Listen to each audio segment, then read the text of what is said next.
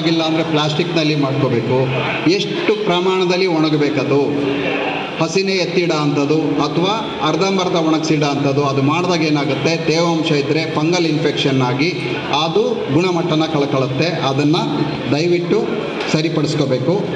ಮತ್ತು ಬೋಡೋ ಸ್ಪ್ರೇ ಆದಿ ಕಾಲದಲ್ಲಿಂದಲೂ ಒಂದು ಸರ್ವಶ್ರೇಷ್ಠ ಫಂಗಿಸೈಡ್ ಅಂತ ಅಂದರೆ, ಫಂಗಿಸೈಡಲ್ಲಿ ಭಾಳ ವಿಶೇಷ ಸ್ಥಾನವನ್ನು ಪಡೆದಿರೋ ಅಂಥದ್ದು ಬೋಡೋ ಸ್ಪ್ರೇ. ಬೋಡೋ ಸ್ಪ್ರೇ ಅಂದರೆ ಕಾಪರ್ ಸಲ್ಫೇಟ್ ಮತ್ತು ಸುಣ್ಣದ ಮಿಶ್ರಣದ ಒಂದು ಫಂಗಿಸೈಡ್.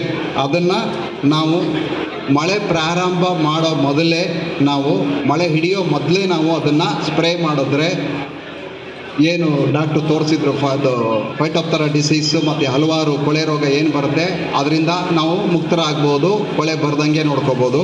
ಇಲ್ಲೊಂದು ಸಿಂಪಲ್ ಹೇಳ್ಬಿಡ್ತೀನಿ. ಬೋಡೋ ಮಿಶ್ರಣ ಮಾಡ್ಕೊಳ್ಳುವಾಗ ಸುಣ್ಣನ ಮೊದಲು ಹಾಕ್ಕೊಳ್ಳಿ. ಒಂದು ಬ್ಯಾರೆಲ್ 200 ಲೀಟ್ರ್ ಬ್ಯಾರಲ್ಲಿ ನೀವು ಮಾಡ್ಕೋಬೇಕಾದ್ರೆ ಸುಣ್ಣನ ಮೊದಲು ಸುಣ್ಣದ ನೀರನ್ನು ಮಾಡ್ಕೊಳ್ಳಿ. ಅದಕ್ಕೆ ನೀವು ಕಾಪರ್ ಸಲ್ಫೇಟ್ ನೀರನ್ನು ನಿಧಾನವಾಗಿ ಸೇರಿಸಿಕ್ಕಾದ್ರಿ ಆವಾಗ ಒಂದು ಬೋಡೋ ಸರಿಯಾದ ಪ್ರಮಾಣದಲ್ಲಿ ಆಗುತ್ತೆ. ಕಾಪರ್ ಸಲ್ಫೇಟ್ ನೀರಿಗೆ ಸುಣ್ಣದ ನೀರು ಹಾಕಿದ್ರೆ ಏನಾಗುತ್ತೆ, pH ಬ್ಯಾಲೆನ್ಸಿಗೆ ಬರಲ್ಲ.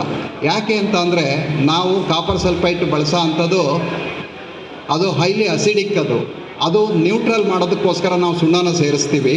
ಸುಣ್ಣದ ನೀರಿನ ಪ್ರಮಾಣ ಜಾಸ್ತಿ ಇದ್ದಾಗ ಕಾಪರ್ ಸಲ್ಫೇಟ್ ನೀರು ಸೇರಿಸಿದಾಗ ಅದರದ್ದು ವಾಲ್ಯೂಮ್ ಜಾಸ್ತಿ ಇರೋದ್ರಿಂದ ಇದು ಡಾಮಿನೇಟ್ ಆಗೋಕ್ಕೆ ಬಿಡೋದಿಲ್ಲ, ಹೋದಂಗೆ ನ್ಯೂಟ್ರಲ್ ಮಾಡಿಬಿಡುತ್ತೆ. ಅದೇ ನೀವು ಕಾಪರ್ ಸಲ್ಫೇಟ್ ನೀರು ವಾಲ್ಯೂಮ್ ಜಾಸ್ತಿ ಇದೆ, ಅದಕ್ಕೆ ನೀವು ಸುಣ್ಣದ ನೀರನ್ನು ಹಾಕ್ತಾ ಇದ್ದೀರಿ ಅಂದರೆ ಕಾಪರ್ ಸಲ್ಫೇಟ್ ಡಾಮಿನೇಟ್ ಇದೆ, ವಾಲ್ಯೂಮ್ ಜಾಸ್ತಿ ಇದೆ, ಇದು ಸಣ್ಣ ಪ್ರಮಾಣದಲ್ಲಿ ಬೀಳ್ತಾ ಇದ್ದಾಗ ಪ್ರತಿರೋಧ ಮಾಡುತ್ತೆ. ಪ್ರತಿರೋಧ ಮಾಡಿದಾಗ ಅದು ಬ್ಲೆಂಡ್ ಆಗಲ್ಲ ಸರಿಯಾಗಿ. ಹಾಗಾಗಿ ಇದು ಎಚ್ಚರ ಇಟ್ಕೊಳ್ಳಿ. ಸುಣ್ಣ ಮೊದಲಿಗೆ, ನಂತರ ಕಾಪರ್ ಸಲ್ಫೇಟ್ ನೀರು. ಸುಣ್ಣ ಎಷ್ಟು ಮಾಡಬೇಕು? ಸುಣ್ಣನ ಒಂದು ಒಳ್ಳೆ ಸುಣ್ಣ ಅಂತ ಅಂದರೆ 200ರಿಂದ 1.5 kg. ಇಲ್ಲಿ ಸಾಕಷ್ಟು ಡಿಫರೆನ್ಸ್ ಆಫ್ ಒಪಿನಿಯನ್ಗಳಿರುತ್ತೆ. ಆದರೂ ನಾವೇನು ಮಾಡಬೇಕಂದ್ರೆ, ಒಂದು ವಿಜ್ಞಾನಿಗಳು ಹೇಳಿರೋದನ್ನು ಫಾಲೋ ಮಾಡಿದ್ರೆ ಭಾಳ ಒಳ್ಳೆಯದು.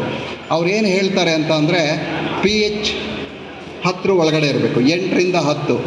pH ಏನಂತಂದರೆ 8, 9 ಅಪ್ ಟು 12ವರೆಗೂ ಅದು ಚೆನ್ನಾಗಿ ಕೆಲಸ ಮಾಡುತ್ತೆ. ಹಾಗಾಗಿ 1.5 kg ಸುಣ್ಣ, 2 kg ಕಾಪರ್ ಸಲ್ಫೇಟ್ ಹಾಕಿದಾಗ ನಿಮಗೆ 8ರಿಂದ 9, 10 pH. 12 ಬಂದರೂ ಏನು ಆತಂಕ ಬೇಡ, ಅದ್ರ ಮೇಲೆ ಬೇಡ. ಸುಣ್ಣನ 2 kgಗೆ 3 kg ಹಾಕ್ತೀನಿ, 4 kg ಹಾಕ್ತೀನಿ, 5 kg ಹಾಕ್ತೀನಿ ಅಂದರೆ ಸಮಸ್ಯೆ ಏನೂ ಆಗಲ್ಲ.